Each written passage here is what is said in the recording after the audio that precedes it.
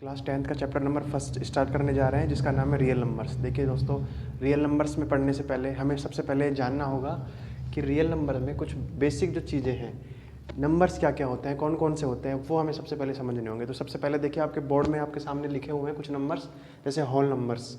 अब whole numbers क्या होते हैं?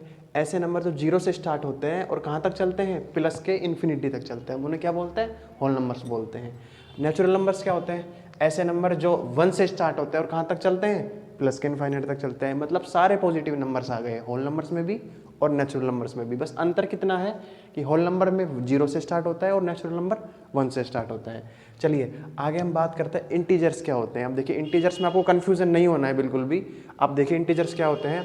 इंटीजर्स क्या होते हैं? देखिए, ऐसे नंबर्स जिसमें सारे नेगेटिव के नंबर्स आ गए, सारे प्लस वाले नंबर्स आ गए, तो इसको क्या बोलेंगे हम? Integer number. देखिए, -1 से प्लस माइनस इन्फाइनाइट तक और +1 से प्लस इन्फाइनाइट तक सारे नंबर क्या होंगे? आपके इंटीजर्स होंगे। देखिए, माइनस वाले नेगेटिव इंटीजर्स, प्लस वाले पॉजिटिव इंटीजर्स।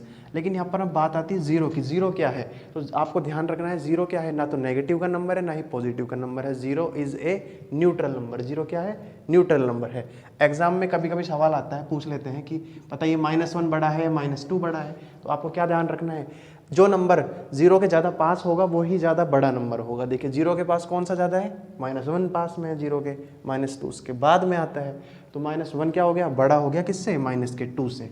तो ये ध्यान रखना है आपको, ठीक है। चलिए, whole numbers, natural numbers, integer हम समझ गए। अब हम बात करते हैं आगे प्राइम नंबर्स के बारे में। देखिए, प्राइम नंबर्स क्या होते हैं, मैं इसको रफ कर देता हूँ, फटाफट से हम समझ लेते हैं, फिर हमें आगे रियल नंबर्स भी पढ़ना है, कुछ और नंबर्स के बारे में जानना है।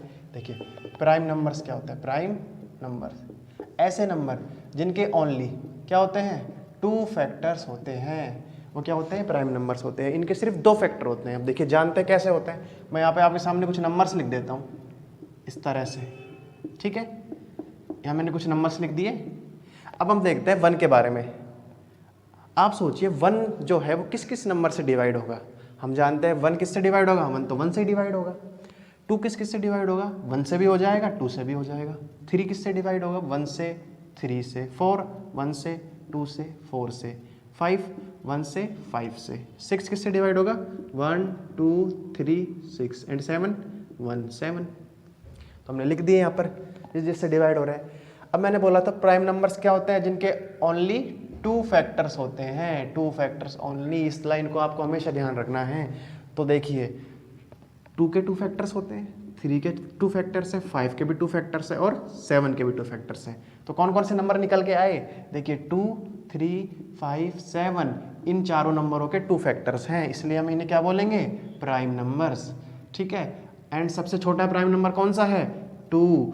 2 is a smallest prime number and it is also a even number. एकमात्र ऐसा नंबर है जो इवन भी है और प्राइम भी है। तो कौन सा नंबर है? 2 है। तो अब समझ गए प्राइम नंबर्स के बारे में। चलिए, ठीक है। रेशनल नंबर समझिए। अब रेशनल नंबर क्या होते हैं, अच्छे से समझना हमको। रेशनल नंबर क्या होता है, बहुत काम आने वाला है आपके 10th क्लास में भी और आगे भी बहुत काम आने वाला है, ठीक है। देखिए, रेशनल नंबर क्या होते हैं? ऐसे नंबर जिन्हें हम इस तरह से लिख सकते हैं, फ्रैक्शन में लिख सकते हैं, वो सारे नंबर क्या है? रेशनल नंबर है। अब देखिए, यहाँ पर जो मैंने लिखा है P/Q, यहाँ पर P और Q क्या है? P and Q are integers. क्या है? इंटीजर्स। ये नेगेटिव भी हो सकता है और पॉजिटिव भी हो सकता है, क्योंकि इंटीजर्स है। P भी इंटीजर्स है, Q भी इंटीजर्स है, ठीक है। और यहाँ पर Q क्या नहीं है? जीरो नहीं है, क्योंकि जीरो अगर Q हो गया तो कुछ भी नहीं बचेगा, ठीक है।